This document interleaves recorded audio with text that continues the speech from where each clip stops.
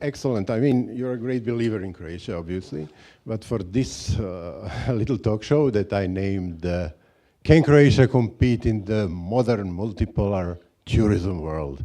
It sounds very good. It sounds like kind of pompous. As you remember, I invented this title in like 5 seconds because I like this phrase multipolar. I was looking something about geopolitics, and multipolar seemed... What does it really mean, though? Can you just explain to everybody what multipolar means? Like, I mean, back in the Cold War, we used two superpowers, and now we have several superpowers or semi-superpowers. There are many kind of poles of power in the world, and there are many poles of power in the tourism world as well. Yeah. That's the point of this discussion. Now, I'm going to act as if I'm not a Croatian, as if you are a Croatian tourist worker, probably a president of the Croatian Tourism Board, and I'm a skeptical tourist from like England or Sweden or wherever, and I think there are much more interesting places to go. I've been to Oman, I've been to Nepal, I've been to Greenland, I've been to Bolivia, and I think all those places are much more interesting than Croatia. How are you going to dissuade me? How are you going to make me come to Croatia? Well, I would encourage you to travel as much as you can and to take in different experiences. And so I don't think in the modern world trying to get one tourist to come to the same place year on year on year. But I think if we market Croatia properly, like I said, those 3 things of safety, authentic lifestyle, and lifestyle and authentic experiences. We have incredible wine here, we have incredible food here, we have incredible nature, but all we do with our tourism is very, very lazy, it's very seasonal, we're just trying to get as much money as we can. If you compare what's happening in Montenegro, I was in Montenegro in January, okay, when everything is totally dead. And you've been to that luxury resort based on the Cherry Hotel. It's called Lushtica Bay. It's a 7 million square meter piece of land, which an Egyptian company. They're investing 1.1 billion euros into this. They're building 7 luxury hotels. They're building a golf course, a village of 2,500 people, 2 marinas, and so on. But they're doing it in such a space that they're controlling the whole environment, and they're working very, very closely with the local community to really blend in nature with luxury. So Montenegro has this absolutely terrible reputation of being overbuilt, but if you come to this different peninsula, it's different. And the thing that really blew me away by this trip in January was that the general manager, who's a friend of mine, told me that they've been open for 5 years. They have 135 full-time employees, and 35 of those have been full-time for 5 years. So this is not seasonal jobs like in Croatia. They're open 12 months a year, and they're developing careers for people. I had a choice of food there in January, when everything's closed in Croatia: Mexican, Indian, Chinese, French, Spanish. There was about 10 different cuisines I could have, and it's alive, and there's stuff going on there. And the way we do it in Croatia is just totally wrong. But we have all that, plus all these authentic experiences, and I think if we package Croatia properly, it was something that you can come year on year on year and have completely different experiences. We kind of drifted from. It was my fault because I interrupted you with the Montenegro question. But my question was, if we imagine that I'm a skeptical tourist from Sweden or England or Canada, and I prefer to go to Oman or Greenland or Nepal or all the places that I've actually been to. How would you convince me to come to Croatia? How would you make me come to Croatia? I would persuade you by the lifestyle and the authentic experiences and the traditional food. I would take you to Slavonia to show you the real Croatia, and I would actually dissuade you from going to the coast in the peak season, because I personally don't go to the Dalmatian coast in July and August anymore. Last summer, I decided to live in a country called Croatia, which had no tourism and no coast, and I just focused on everything else. I spent the whole summer in Zagreb, and I had the most phenomenal time. Zagreb in the summer is amazing because it's empty, and it's a nice blend of tourists, and the people who stay here are incredibly motivated people. They're here for a reason, or they've already learned the secret, and there's a lot of entrepreneurs that are doing stuff, and it's a really, really vibrant time to be in Zagreb. And so, what we sell in Croatia internationally is the coast, and I think we're destroying the coast very, very rapidly. And I've just been on Hvar now. It was beautiful in March. I wouldn't go to Hvar in July to save my life.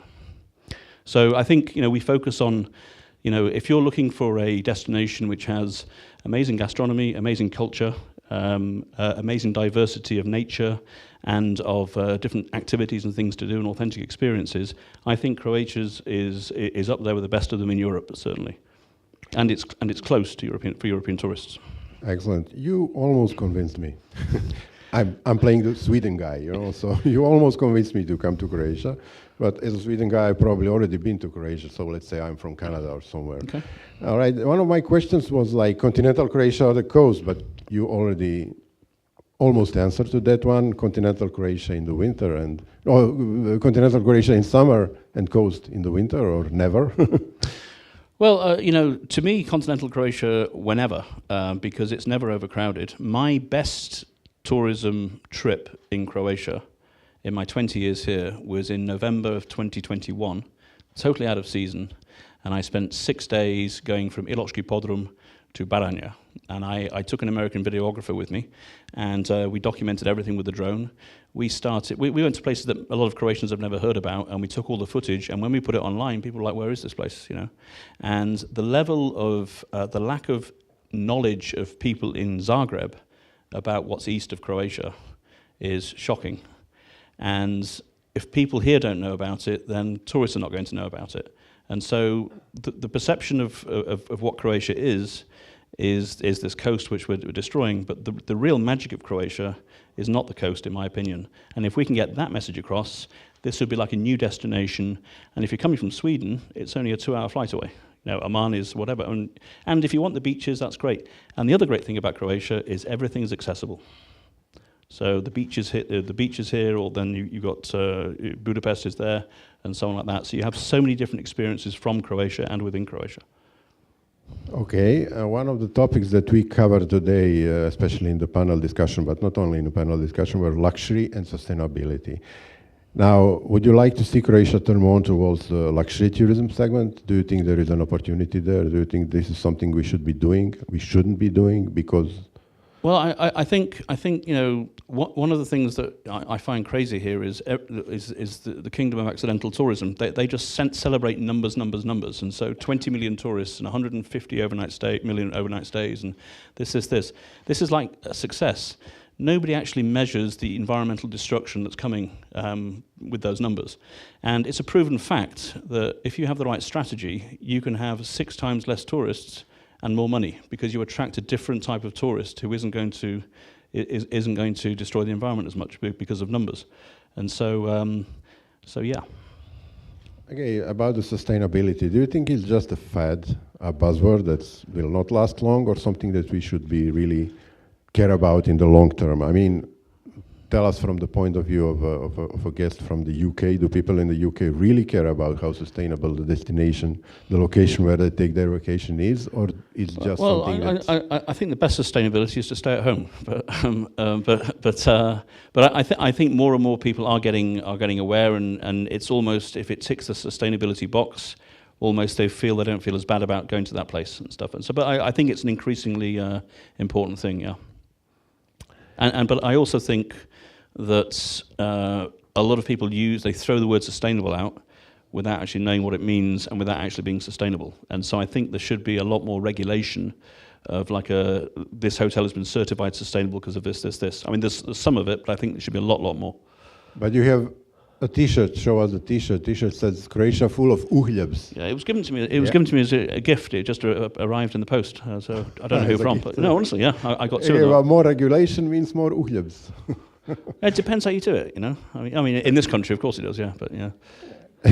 Okay, speaking more like a neutral. Imagine yourself like a neutral expert or a travel blogger from anywhere in the world. What would you say are bigger dangers to Croatia's position in the tourism world, in the multipolar tourism world?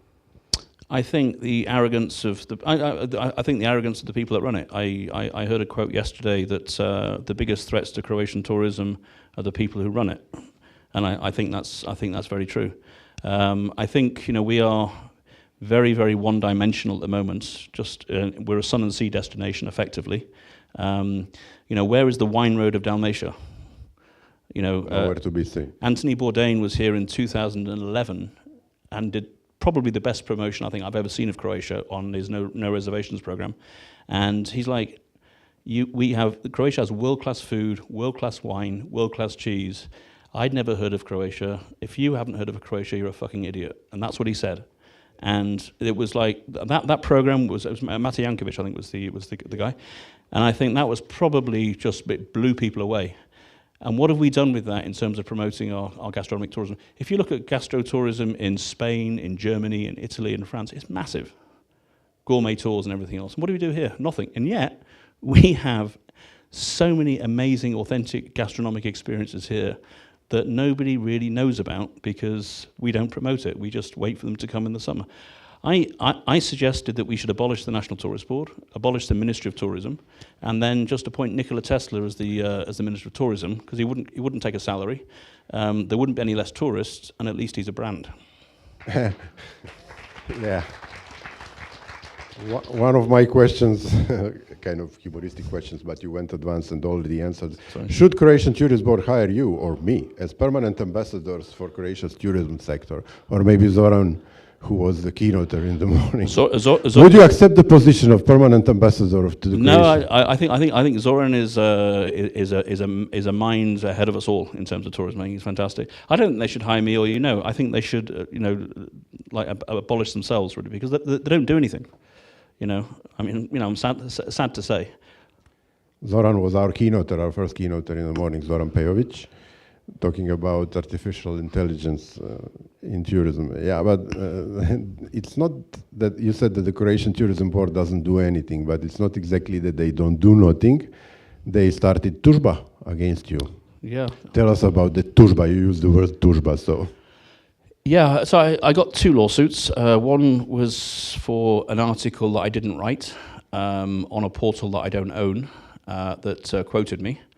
And I was sued for 50,000 kuna. The portal wasn't sued. The journalist wasn't sued. There was no request for retraction. The article is still online today. In fact, Zoran's in there as well, but he wasn't sued either.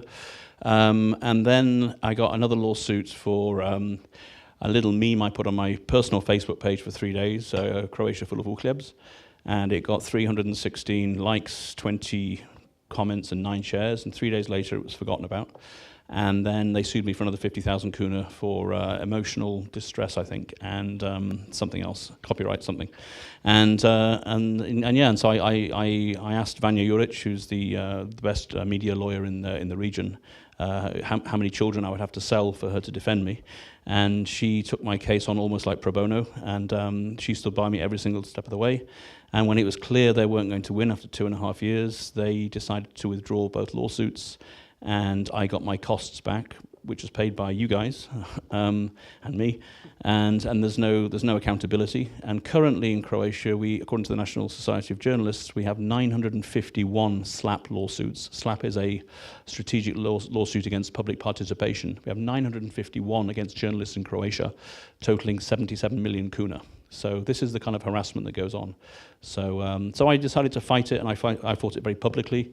It somehow got into the media that I was being sued, and then it was the #1 story of the day all over Croatia. Zoran Šprajc had a great time with it, and it was called the biggest PR own goal in the history of the Croatian National Tourist Board. And so that's it. And it's sad that that they put so much energy into that, rather than trying to work with people who've got good ideas and want to promote this country. Did you ever get to the bottom of the mind of people who actually decided to sue you? Because from the point of view of anybody working in tourism or Croatian Tourism Board, you are probably the last person in the world who I want to sue for anything, because you are doing so much, doing their job, promoting Croatia everywhere.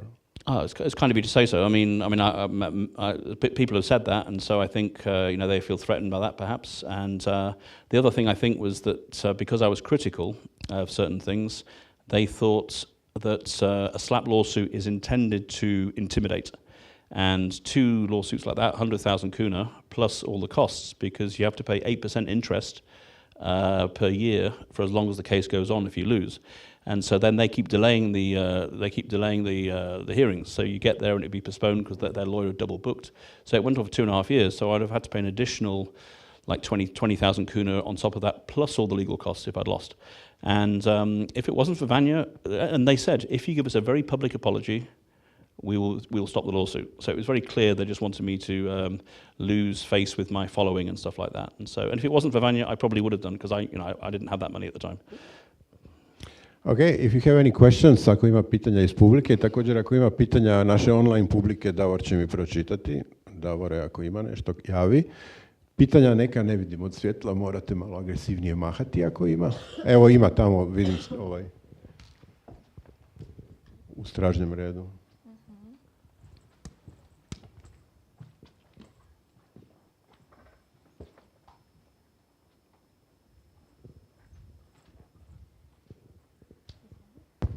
Hi, Paul. Fran here. I just wanted to ask, I love the idea of the Croatia as a whole year destination, especially for digital nomads.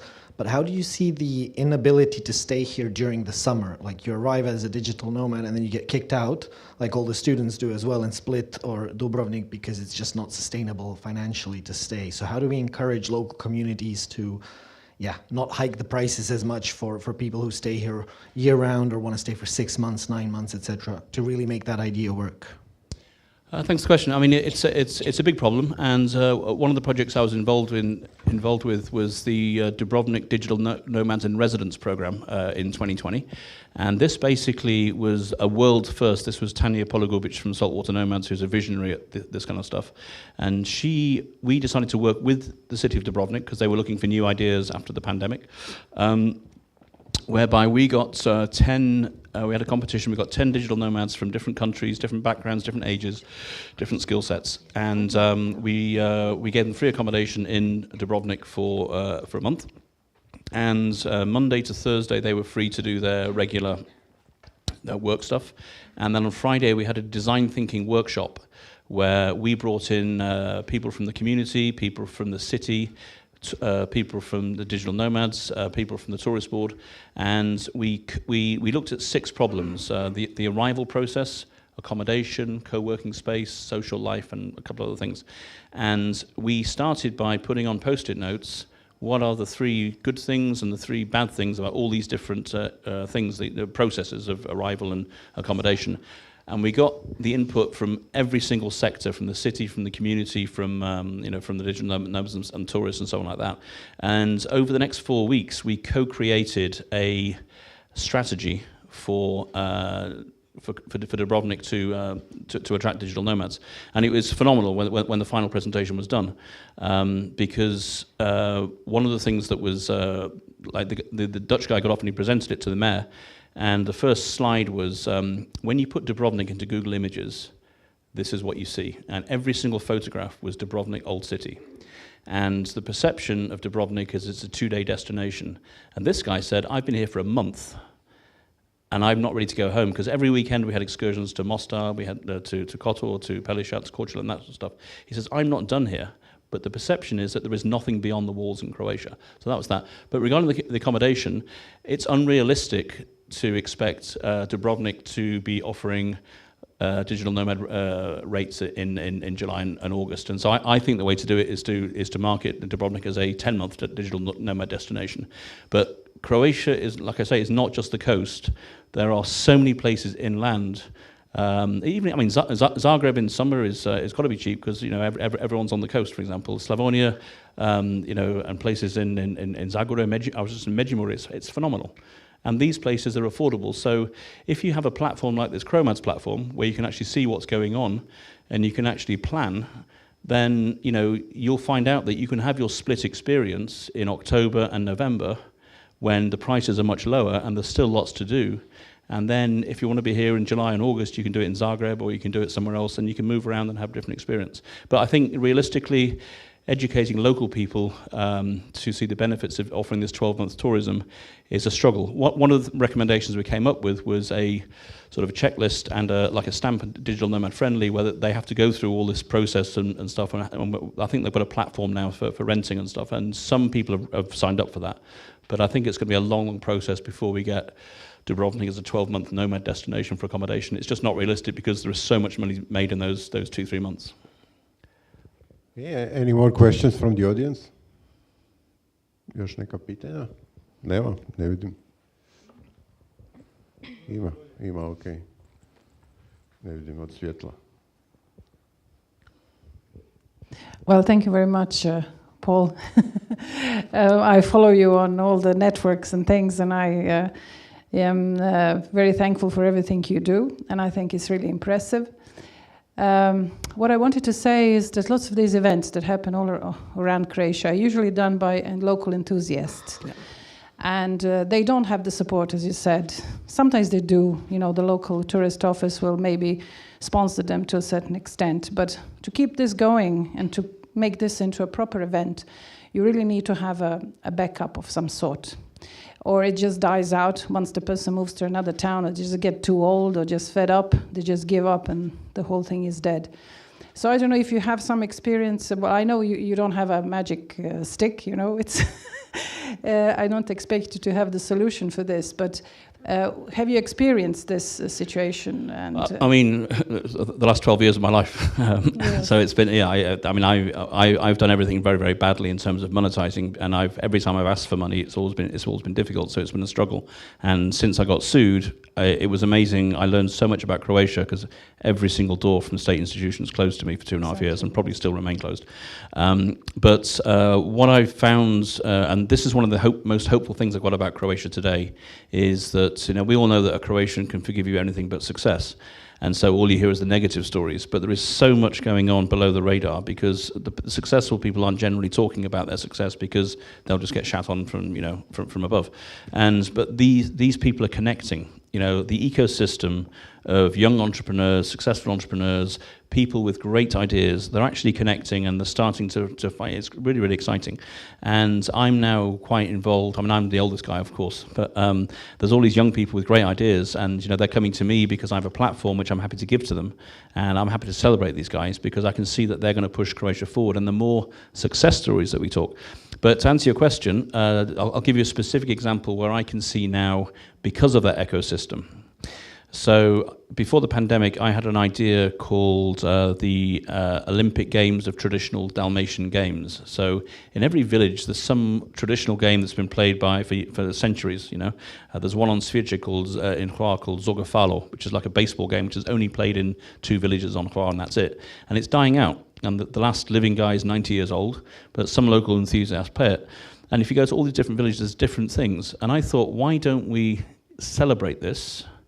Get all these villages, get all the old people that have got the stories, learn how to play these games, and then create an event called the Dalmatian Olympics of Traditional Olympics in somewhere like Trogir or Castella, something like that, where you bring all these different villages with their traditional dress, with their traditional music and their food and these games, and we create this tournament where we have one team will be the old people that used to play it, one team will be the young people that are going to carry on the tradition, and one team would be tourists. And this would be an incredibly great gastronomic, and cultural sort of festival. And so I pitched this idea to the National Tourist Board at my last ever meeting, and they said, we love it, but we've got no money.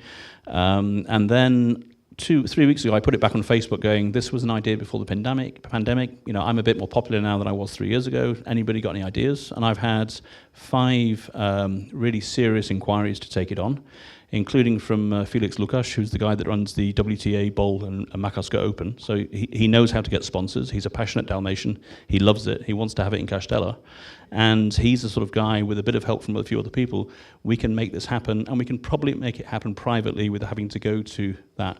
And so this is what I'm saying, is that the ecosystem is there. And if we can get support for this Chromads platform, we can really transform the small little events like that. We can give them a platform so people go, wow, we never knew that was going on. And then and we can highlight it through Total Croatian News and my YouTube channel and other things like that. I think it's doable. It just takes a bit of work and a bit of willingness. Excellent. Any more questions? Ovo je zadnja točka programa, pa možemo malo produžiti. Eno tamo još jedno pitanje. Hi, Paul. Why just Dalmatian Olympic Games? I mean, there are traditional Croatian games to include all the regions. I completely agree with you. I'd like to start somewhere I know things better. But absolutely, this is not. I'm very, very passionate about Slavonia, for example, and I'm writing a lot about the magic of Slavonia. So for me, The thing about my journey in Croatia is I spent the first 13 years living on Hvar, on an island, and the only thing I really knew about Croatia was Hvar, Split, Diocletian's Palace, Split bus station, Banja Luka, and Zagreb bus station. So my journey in the last 8 years has been, I've been everywhere now, and I understand it a lot more. But you know, we can make it the Croatian for sure. If you can find a sponsor for it, that'd be great. Well, obviously you just said that you had 5 serious maybe offers. Okay, if that's number 6, then let me know. That'd be great. Maybe, but you should change the Olympics. Include everybody. That's what I'm saying. Okay. On time. Okay. Well, okay, right. Okay, and one last question, if we have it. No more questions? Okay, excellent. Paul Bradbury, Croatian enthusiast. Who called me that? Yeah, I call you that. But you made it worthwhile, you know, you deserve that title. You really are a Croatian enthusiast. So the question is, are you coming on vacation to Croatia now? Yeah, I'll think about it. You know, I still think Greenland, you know, in summer is very, very inviting. But you almost convinced me, let's put it that way. I tell you what, if I almost convince you, then I can probably convince most of the world. So. Yeah, that's true, that's definitely true. Okay, thank you very much. Aplauz još jedan za Paula.